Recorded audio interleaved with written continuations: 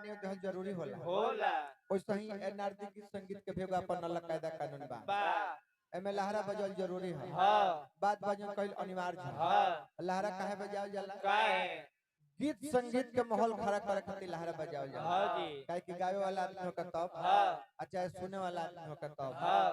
हमने के जब अपना घर से चली ले जाए हां तनेको प्रकार के बात हमके दिमाग पर रहेला रहेला किस्म किस्म के टेंशन हमके के मन पर रहेला रहेला घर परिवार का टेंशन हां गाड़ी घोड़ा का टेंशन हां प्रेशर को इसके लो हो गए लोकर टेंशन हां केहू का भैंस पड़ा बिया लोग का टेंशन ई कोनो टेंशन ना ना ना आई तमाम टेंशन के बावजूद हमके गीत संगीत में आई ले जाए तो ये 2-4 मिनट लहरा बज जाला ना तो मनवा हमके गीत संगीत में आ जाला हां टेंशन मुक्त हो जाए टेंशन मुक्त हो जाइले हां हालांकि हम तनी आज सही में टेंशन में बानी हां जी 2 दिन से तबीयत हमें तनी ठीक नहीं है हां शायद इनका से गौनई ना रही तो हम नहीं होते हां लेकिन कहने की चलो सब कलाकार से गौनई बा हां साफ सुथरा गीत संगीत होई कोनो बात नहीं आराम दी है 40 मिनट के जगह 1.5 घंटा गई है आराम मिले करो कमैना से सबक रहला बेंजू पर संगत करता नहीं चुनु मिश्रा बाबा बागी बोलिया उत्तर प्रदेश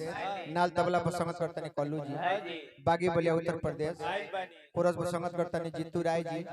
जुलमी जितेंद्र जी संजय सराबी जी डबल सोनू जी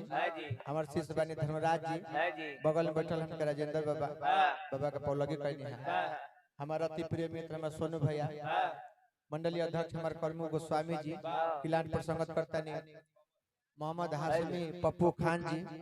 बगल में बैठल भोजपुरी जगत के सुप्रसिद्ध नाल तबला वादक हमके प्रिय भाई हमके मुंचुन भी अभी उपस्थित बानी स्वागत करनी है हमारे प्रिय शिष्य सनी पांडे जी यहाँ के भी हम स्वागत करब आज के प्रतिद्वंदी कलाकार बने हमके बूढ़ा सिंह जी वहाँ के साथे वहाँ के तमाम मंडली का हम स्वागत करनी है वो सुमिरने भर एकरा बाद का करब ढेला बिग देब का रात भर सकते ना नहीं ई कह के रात भर स्वागत ना करब वही मंडली में उपस्थित हमके नीरज भैया उपस्थित बानी ये बहुत सुंदर नाल वादक बानी स्वागत करनी है हमारा राजा साउंड के मलिकार शिव कुमार भैया उपस्थित बानी भैया के भी बहुत बहुत स्वागत गोलू बबुआ राजा बबुआ दोनों आदमी का स्वागत आज के जकार्ता मलिकार का भार व्यक्त करब कितना सुंदर मंच कितना सुंदर व्यवस्था इतना सुंदर लोग के बीच में हमनी संगौनिहार के कुछ कहे सुना करियो सो मौका देले बानी एक खातिर हम जहिया तक जियब और वह सबका भारी रह आज एगो पिताजी के अंतिम संस्कार में आइल बानी जा चलते चलते भगवान से कामना करब कि पिताजी का आत्मा जावना लोक में होके वो आत्मा का उच्च पद मिले सुख शांति मिले वो पिताजी के वंश में जौन भी अंश होके राम कृष्ण परमहंस होके कौरव दुर्योधन कंस ना आई